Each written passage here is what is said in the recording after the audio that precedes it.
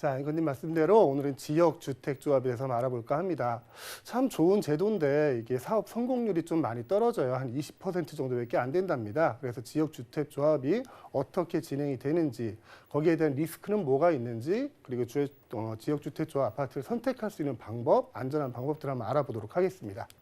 자, 먼저 지역주택조합 기회인가 도박인가. 자, 기회가 되면 시세에 비해서 한 30% 정도 싸게 분양을 받을 수 있겠죠. 대신 사업이 진행이 안 되면 몇 년 동안 늘어질 수도 있고 또 내가 낸 계약금은 환불받지 못할 수도 있고요. 거기에 이제 손해배상까지 할 수도 있는 그런 위험성도 있습니다. 자, 먼저 지역주택조합의 사전적 의미부터 한번 알아보겠습니다. 일정한 요건을 갖춘, 여기서 일정한 요건이라는 걸 뒤에서 한번 다시 설명드릴게요. 무주택 또는 주거 전용 면적이 85평방미터 이하 주택을 한 채를 소유한 세대주들이 청약 경쟁 없이 내 집 마련하기 위해 설립한 조합이다. 일단 정의 자체는 굉장히 좋죠. 그리고 중요한 거 하나, 85평방미터 이하 주택을 한 채 소유하고 있어도 이 지역주택조합의 조합원이 될 수 있다는 겁니다. 자, 그러면 내용을 한번 보면은 지역주택조합의 성패를 좌우하는 가장 큰 요인, 요거죠. 토지 확보고요.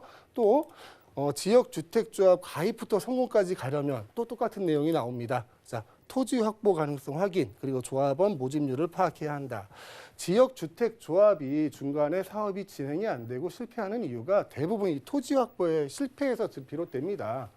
내가 거기다 건물을 져야 되는데 거기에 이제 세대주들도 있을 거고 건축주들도 있을 것이고 뭐 땅주인도 있고 뭐 여러 종류가 있을 거잖아요. 그분들한테 매입을 해야 되는데 이게 한 번에 매입이 되면 되는데 이게 시간이 길어지면 질수록 또 금액이 달라지거든요. 그런 식으로 사업이 진행이 안 되고 오랫동안 끌리는 그게 토지 확보가 안 돼서 그렇다는 거고요.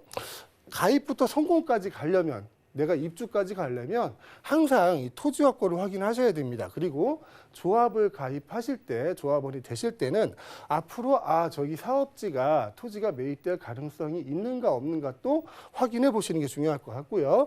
또 조합원 모집률을 확인하는 것도 필요합니다. 그럼 조합사무실 가면 얘기해 주니까 그 부분도 확인하셔야 될 것 같습니다.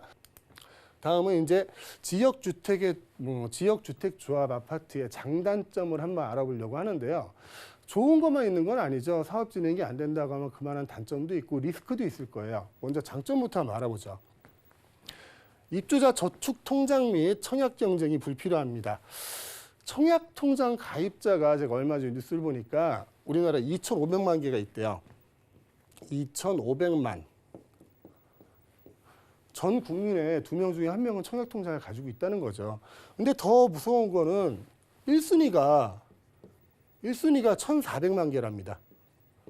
1,400만 개. 1,400만 명이 지금 1순위 조건을 가지고 있어요. 그래서 서울에서 분양하는 일반 아파트나 뭐 재개발의 일반 분양 같은 경우는 경쟁률이 다 70에서 뭐 200대 1까지도 가더라고요. 근데 이분들이 다 1순위예요. 1순위고 특별 공급 조건이 되는 분들도 이 정도의 경쟁률을 가지고 있더라고요. 그래서 일반 분양을 받아서 내가 아파트를 취득하겠다 하는 거는 굉장히 좀 어려운 조건을 가지게 되는 거죠. 요즘 그 청약에서 당첨되려면은 기본적으로 한 65점은 넘어야 될 것 같아요. 이게 가점제로 했을 때 이게 뭐 84점 만점이거든요. 84점 만점인데 얼마 전에는 이게 84점 만점 받으신 분이 나왔더라고요. 그분들도 당첨되고 기본적으로 65점 넘어가려면 이런 조건을 가지셔야 돼요. 한 20년 이상 청약 통장에 적금을 불입을 하셨고 20년 이상 무주택자였고 자녀가 한 3분 이상 계시고 거기다 이제 노부모님까지 모시고 있다. 요 정도 되면 요 정도 점수가 나옵니다. 그러니까 결국은 40대에서 50대 사이에 무주택자 아니면 일반 분양으로는 당첨돼서 분양받기 힘들다는 게 거의 현실적인 얘기죠. 그리고 일반 분양 주택보다 가격이 저렴합니다. 이거 아까 말씀드렸고요. 그리고 일반 분양보다는 양호한 동호수를 배정받는다. 일반 분양은 제가 동호수를 지정하기가 어렵죠. 같은 평형만 지정해도 몇백 대 1의 경쟁률이 나오는 동호까지는 지정하는 게 거의 불가능한데 이 지역주택조합 아파트 같은 경우는 내가 동호수를 지정할 수 있다는 거. 건물이 있으면요. 좋은 층은 거의 다 조합원 거라고 생각하시면 돼요. 이게 그 지역주택조합 아파트입니다. 장점이 이렇게 있으면 단점도 있겠죠. 내용을 보시면은 지역 및 거주 요건 등 자격이 구비돼야 됩니다. 아까 처음에 말씀드렸죠. 일정한 자격을 갖춘 분이 85평방미터 이하의 주택을 하나만 소유하고 있거나 아니면 무주택자이거나 그분들인데 일정한 지역이란 내역은 광역생활권이라는 게 있어요. 광역생활권이 있는데 광역생활권 내에서 6개월 이상 거주를 하시면 됩니다. 근데 광역생활권이 뭡니까? 이렇게 물어보시는데 대부분 서울, 인천, 경기, 서울, 인천, 경기는 하나의 광역생활권입니다. 우리가 얘기하는 지역주택, 자꾸 얘기하니까 이제 발음도 잘 안 되네요. 지역주택조합 아파트는 거의 다 서울, 인천, 경기에서 일해주고 있거든요. 그러니까 서울, 인천, 경기에 사시는 분들은 어디에도 넣을 수 있겠구나. 서울, 인천, 경기에는 이렇게 생각하시면 되고요. 사업 지연 시 추가적인 비용 부담이 생길 수 있다. 이게 아까 말씀드린 그거예요. 토지 매입이 늘어지면 그만큼 땅값이 상승을 하거든요. 그래서 처음에 냈던 부담금보다 추가적으로 부담이 생길 수 있다. 그리고 이해관계자, 조합원, 시공사 등의 갈등 여기 또 있겠죠. 업무 대행사까지 합쳐서 갈등이 있어서 일이 잘 진행이 안 될 수도 있습니다.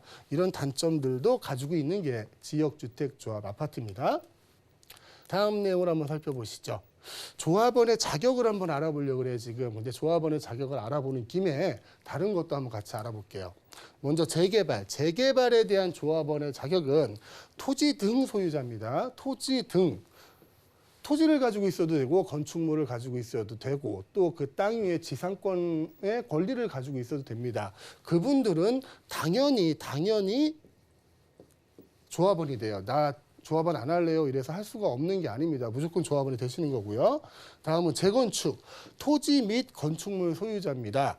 토지하고 건축물을 같이 가지고 있어야지만 조합원이 될 수 있고요. 이거는 조합원 나 안 할래요. 그러면 안 하실 수 있어요. 이거는 선택의 자유가 있습니다.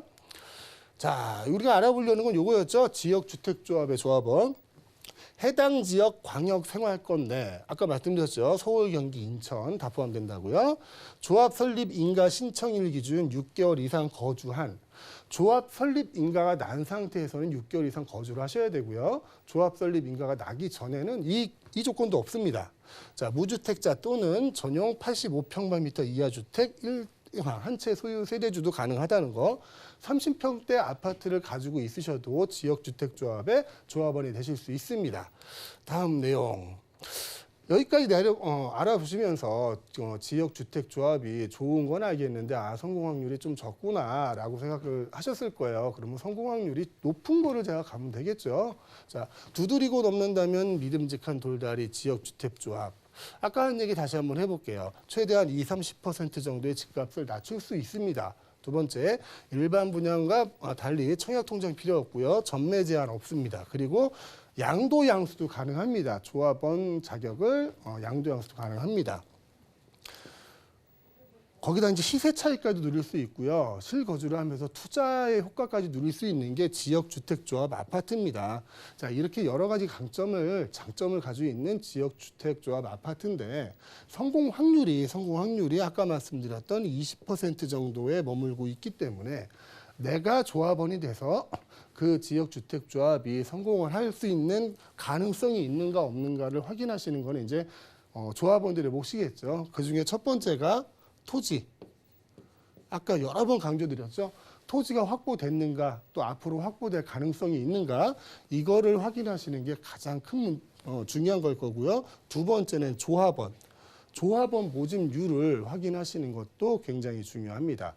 이 지역 주택조합 계속 얘기하니까 말이 좀 꼬여요. 지역주택조합 아파트가 굉장히 장점을 많이 가지고 있는데 단점 또한 그리고 리스크 또한 많이 가지고 있습니다. 앞으로 지역주택조합에 투자를 하시거나 조합원이 되실 때에는 제가 지금 설명드렸던 내용, 그 내용들을 잘 확인해 보시고요. 또 이런 내용들 너무 시간이 짧으니까 다 설명을 못 드리잖아요. 그러니까 황부자도 많이 챙겨보시고요. 세미나 오셔서 더 많은 얘기 들어보시기 바라겠습니다.